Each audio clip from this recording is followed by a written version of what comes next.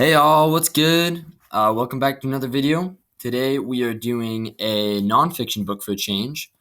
It's called The Boy Who Harnessed the Wind. It is by William Kamkwamba, and it is about him living in a third world country and providing electricity for his family.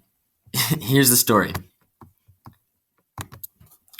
William Kamkwamba was born in Malawi, a country where magic ruled and modern science was a mystery. It was also a land withered by drought and hunger. But William had read about windmills, and he dreamed of building one that would bring his small village a set of luxuries that only 2% of Malawians could enjoy: electricity and running water. His neighbors called him Mizela, crazy, but William refused to let go of his dreams.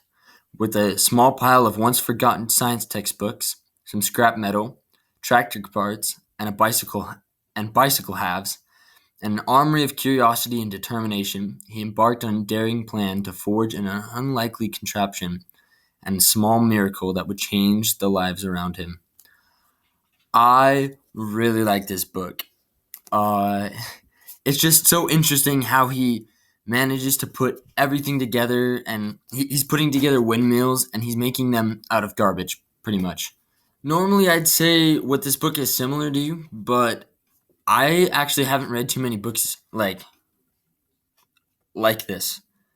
Um, but if you could find a book with themes of inventions and ingenuity and maybe,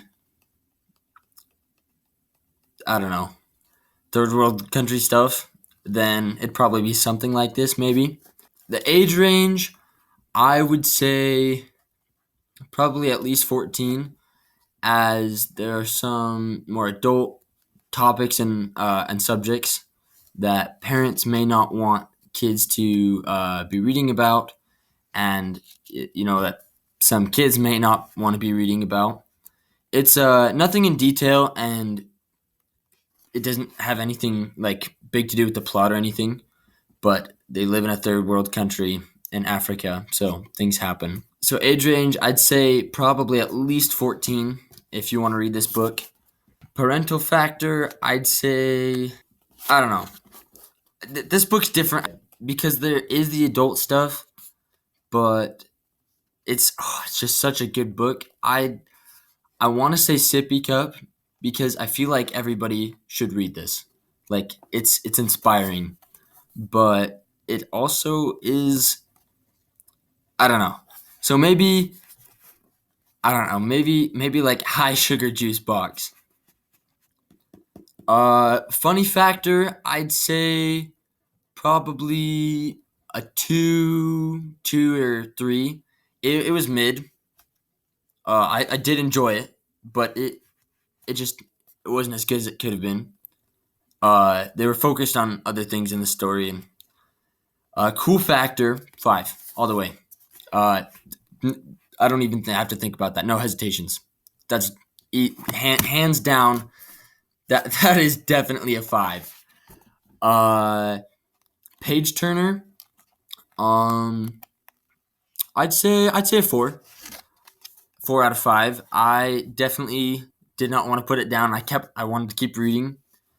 Characters.